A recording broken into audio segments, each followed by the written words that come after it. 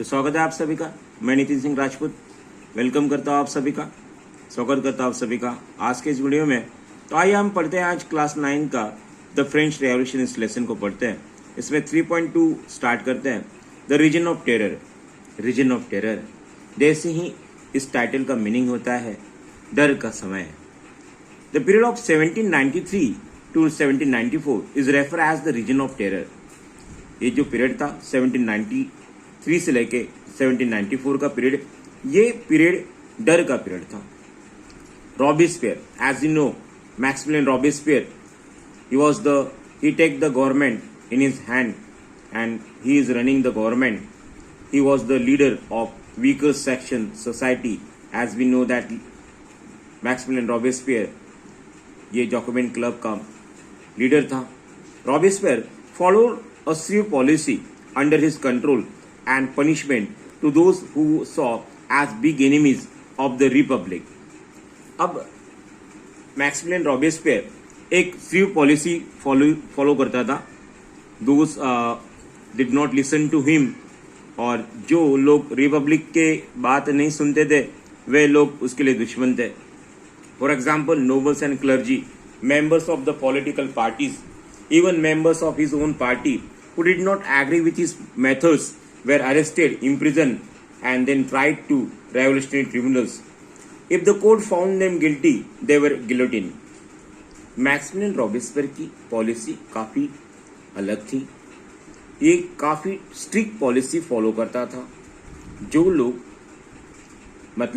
लोग रिपब्लिक के दुश्मन माना करता था, कि जो लोग उसकी बात नहीं सुन रहे, नोबल्स, क्लर्जी या उसके पॉलिटिकल पार्टीज के लोग या उसके खुद पार्टी के खुद मेंबर्स उसके मेथड से एग्री नहीं है, उन लोगों को अरेस्ट किया जाता था, नजर कैद में, इम्प्रिजन में रखा जाता था, और उन पे रेवोल्यूशनरी एक्शन, कोर्ट अगर उनको फाउंड किया गिल्टी तो इन लोगों को गिलोटिन किया जाता था। Guillotine, what is mean by guillotine? Now we'll discuss. Guillotine is a device that consisting two poles and blade, which is a person beheaded. It was named after Dr. Guillotine, who invented it. अब guillotine क्या है? एक ऐसा poles है जिसको एक पोल होता है, एक ब्लेड होता है, कि जो ऊपर से जब आने के बाद में इंसान का सर धड़ से अलग हो जाता है। डॉक्टर गिलोटिन, इन्होंने इसको इन्वेंशन किया था, उनके नाम से इसको गिलोटिन ये डिवाइस दिया गया। सो काफ़ी स्ट्रिक्ट पनिशमेंट थी। सो रॉबिस्पियर की गवर्नमेंट में जो उनकी बातें नहीं सुन रहे, उनकी तो एक तरह से पूरी तरह से वाट ही लग गई है। ओके, आगे बढ़ते हैं। Robespierre government issued law placing maximum ceiling on wages and prices. No, Robespierre की जो गवर्नमेंट थी, ये जो वेजेस थे, मजदूरी थी, और उसके प्राइसेस उसको फिक्स करते थे। अब मीट और ब्रेड रेशनाइज कर दिया गया, राशन की दुकान से मिलेगा। Peasants were forced to transport their grain to cities and sell their prices fixed by the government. अब क्या हो रहा है कि जो भी सरकार है, सरकार किसानों को कहती थी they have to force, government उनको फोर्स कर रही है कि आपको करना क्या है, आपके अनाज को शहरों में लाके एक फिक्स प्राइस में गवर्नमेंट आपसे खरीदेगी। The use of this more expensive white floor was forbidden. जो व्हाइट फ्लोर था उसे खाने से मनाही कर दिया था, काफी वो महंगा था। All citizens were required to eat pen delegate equality bread. तो लोफ ऑफ ब्रेड खाने को कहा गया था। Equality was also sought to be practiced through the form of speech and address. People were given the freedom like speech than address.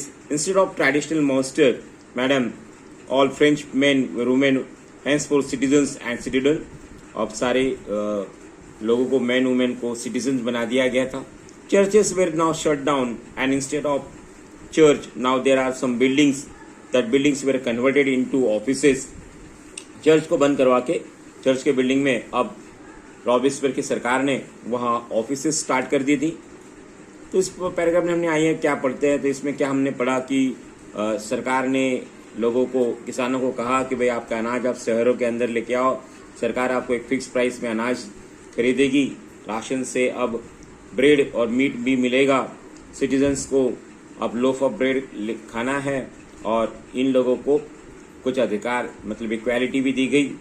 Traditional सभी French man women को citizens बना दिया गया था और चर्च बंद करवा के चर्च की बिल्डिंग्स में ऑफिसेस बना दी थी। Robespierre pursued his policy so relentlessly that even his supporters began to demand moderation. Finally, he was convinced by a court in July 1794, arrested, and on the next day he was sentenced to guillotine. तो Maximilian Robespierre ये काफ़ी strict policy follow करता था और उसके जो office में जो लोग काम करते थे वे लोग भी मॉडरेशन यानी रिफॉर्म की बात करते थे।